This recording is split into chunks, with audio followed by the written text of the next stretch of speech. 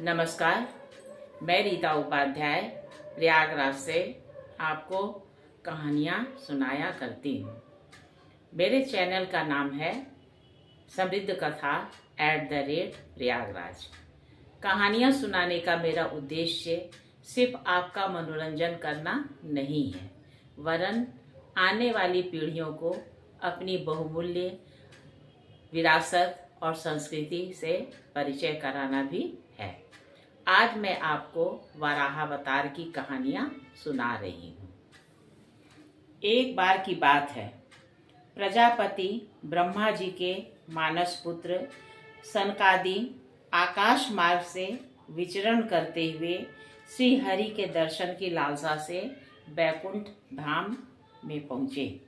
उनकी 6 ड्योढ़ियों को पार कर चुकने के पश्चात उन्हें दिव्य आभूषणों से अलंकृत 2 श्रेष्ठ पुरुष दिखलाई पड़े, जिनका नाम था जय और विजय। ये दोनों दिव्य पुरुष भगवान के पार्षद थे तथा उनके द्वारपाल के रूप में द्वार पर ही सदा नियुक्त रहते थे। सनकादिक ब्रह्मचारियों के दिगंबर रूप को देखकर उन्हें हंसी आ गई और उन्होंने उन्हें आगे बढ़ने से रोक दिया। क्रुद्ध सनकादि ने उन्हें 3 जन्मों तक दैत्य योनि में जन्म लेने का शाप दे दिया। उसी समय अंतर्यामी भक्त वत्सल भगवान वहां आ गए। सनकादि ने गदगद होकर उनकी स्तुति की।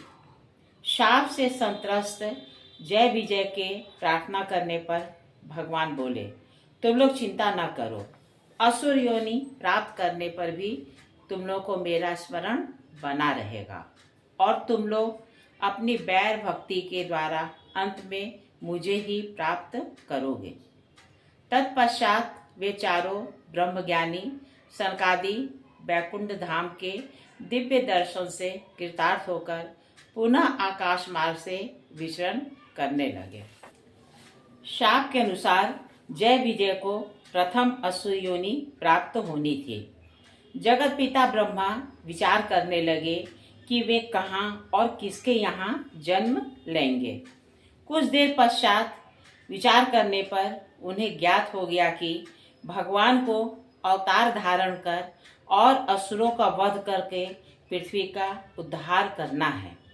उसी समय प्रभु नारायण ने महर्षि कश्यप की पत्नी दक्ष पुत्री दिति के मन में संतान प्राप्ति की उत्कट अभिलाषा की प्रेरणा भर दी। सायंकालीन संध्या वंदन का समय समीप था। महर्षि कश्यप नित्य कर्म संपन्न कर लेने के बाद उद्यत थे। उसी समय दिति सर्वश्रेष्ठ पुत्र प्राप्ति की कामना लेकर महर्षि के पास पहुंची। तपोनिष्ठ कश्यप ने असमय जानकर दिति को अनेक बार समझाया, किंतु उनके दुराग्रह से वे विवश हो गए। कश्यप जी ने प्रभु को प्रणाम कर उन्हीं की इच्छा समझकर दिति को संतुष्ट किया। तदनंतर दिति अपने अपराध और कुकृत्य का ध्यान कर महर्षि से क्षमा याचना करने लगी। तब उन्होंने कहा, देवी, तुम्हारा अपराध अक्षम्य है, क्योंकि एक तो कामासक्त होने के कारण तुम्हारा चित्त मलिन था, दूसरे वह असमय था, तीसरे तुमने मेरी आज्ञा का उल्लंघन किया और चौथे रुद्र आदि देवताओं का तिरस्कार किया है। इस कारण तुम्हारे गर्भ से 2 अत्यंत पराक्रमी और क्रूर कर्मा पुत्र उत्पन्न होंगे। उनका वध करने के लिए स्वयं नारायण पृथक पृथक अवतार ग्रहण करेंगे। दिति यद्यपि अत्यंत दुखी हुई, परंतु भगवान के हाथों उनका उद्धार होगा यह जानकर उसने अपने को धन्य ही माना। उसने पति तेज को 100 वर्षों तक धारण किया। उस गर्भस्थ तेज से सूर्यादि का तेज क्षीण होने लगा। इंद्रादि लोकपाल भी निस्तेज हो गए। वे सभी ब्रह्मा जी के पास गए। ब्रह्मा जी ने बताया कि दिति के गर्भ में भगवान के 2 पार्षद जय विजय का तेज दैत्य तेज में परिवर्तित हो गया है और भगवान शीघ्र ही इस कष्ट से छुटकारा दिलाएंगे। अतः आप सभी समय की प्रतीक्षा करें। इंद्रादि देव भगवान का स्मरण करते हुए चले गए। 100 वर्ष पूरा होने पर दीति के 2 यमल पुत्र उत्पन्न हुए। उनके पृथ्वी पर पांव रखते ही पृथ्वी, आकाश और स्वर्ग में अनेक उपद्रव होने लगे। सर्वत्र अमंगल सूचक दृश्य दिखाई देने लगे। जन्म लेते ही दोनों दैत्य पर्वताकार रूप में हो गए। गर्भ में जो दैत्य बालक पहले स्थापित हुआ वह हिरण्यकश्यपु तथा गर्भ से जो प्रथम बाहर आया वह हिरण्याक्ष के नाम से विख्यात हुआ। दोनों परम पराक्रमी एवं उद्धत थे। उन्होंने सर्वत्र उपद्रव मचाना प्रारंभ कर दिया। आसुरी राज्य की स्थापना के लिए विकृत संकल्प थे। हिरण्याक्ष ने इंद्रलोक पर आक्रमण कर देवताओं को भयभीत कर दिया। फिर उसके मन में विचार आया कि देवगण पृथ्वी पर होने वाले यज्ञ के भागों का भोग करते हैं, इसलिए त्रिलोकी में इनका एक छत्र राज्य है और हव्य के भोग से ही वे इतने शक्ति संपन्न हुए हैं। अतः मैं इस पृथ्वी को ही पाताल में पहुंचा देता हूँ। यह निश्चय कर वह विशालकाय दैत्य पृथ्वी को लेकर रसातल में चला गया। वहां वरुण आदि देवों को भयंकर कष्ट देने लगा।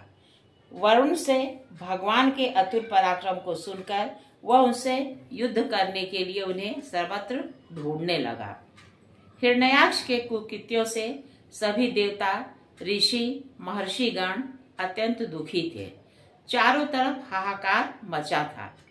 प्रजापति ब्रह्मा के मन में सृष्टि का संकल्प था। अतः उनके शरीर से स्त्री पुरुष का एक जोड़ा उत्पन्न हुआ जो मनुष्य शत्रुपा के नाम से विख्यात हुआ।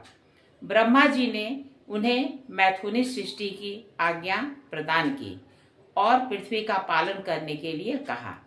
उन्होंने कहा, प्रभु आप मेरी भावी मानवी प्रजा के रहने योग्य स्थान बताइए, क्योंकि पृथ्वी तो जल में डूबी हुई है। उसके उद्धार का उपाय कीजिए। पृथ्वी को उद्धार तथा दैत्य के हिरण्याक्ष के वध के लिए ब्रह्मादि देवगणों तथा ऋषि महर्षियों ने भगवान का चिंतन किया। प्रभु की स्मृति होते ही अकस्मात ब्रह्मा जी की नासिका से अंगूठे के बराबर एक श्वेत वराह शिशु प्रकट हुआ। प्रकट होते ही वह विशाल आकार वाला हो गया। उसे देखकर ब्रह्मा जी को पहले तो आश्चर्य हुआ, किंतु वराह रूप में हरि का अवतार जानकर सभी उनकी वंदना करने लगे। उनका स्वरूप अत्यंत मनोरम तथा दिव्य था। इस प्रकार के यज्ञ वराह विग्रह वाले भगवान समुद्र में कूद पड़े और जल को चीरते हुए रसातल में जा पहुंचे। वहां दैत्य हिरण्याक्ष ने पृथ्वी देवी को छिपा रखा था। भगवान को उद्धार के लिए आया जान पृथ्वी देवी ने उनकी अनेक प्रकार से स्तुति की। धरित्री देवी की प्रार्थना सुनकर वराह भगवान ने घर घर शब्द द्वारा बड़ी भयंकर गर्जना की और अपने दाढ़ों पर पृथ्वी को रखकर वे ज्यों ही समुद्र से बाहर निकलने लगे त्यों ही गर्जना सुनकर दैत्य हिरण्याक्ष उनसे युद्ध करने के लिए आ धमका। इतने में प्रभु ने पृथ्वी को जल से ऊपर लाकर स्थापित कर दिया। उस समय आकाश से पुष्प वृष्टि होने लगी। तदनंतर श्री हरि और हिरण्याक्ष का घमासान युद्ध हुआ। अंत में वह भगवान के हाथों मारा गया। श्री भगवान पृथ्वी को लेकर समुद्र से बाहर जहाँ प्रकट हुए वह स्थान वराह क्षेत्र के नाम से प्रसिद्ध हुआ। इसी कोकामुख तीर्थ में उन्होंने वराह रूप का परित्याग किया था। भगवान का यह चरित्र अत्यंत पुण्यप्रद, परम पवित्र, धन और यश की प्राप्ति कराने वाला, आयुवर्धक और कामनाओं की पूर्ति करने वाला तथा युद्ध में प्राण और इंद्रियों की शक्ति बढ़ाने वाला है। इस दिव्य लीला के श्रवण से भगवान का आश्रय प्राप्त होता है। कहिए मेरे श्रद्धालु श्रोताओं, आपको मेरे द्वारा कही गई यह प्राचीन कथा कैसी लगी? अगर अच्छी लगी तो कृपया इसे लाइक और सब्सक्राइब कीजिएगा। साथ ही अपनी टिप्पणियाँ भी भेजिएगा। आपकी टिप्पणियों का मुझे बहुत इंतज़ार रहता है। आपकी टिप्पणियों के द्वारा ही मैं समझ पाती हूँ कि आपको किस तरह की कथा सुनना ज़्यादा पसंद है। नमस्कार।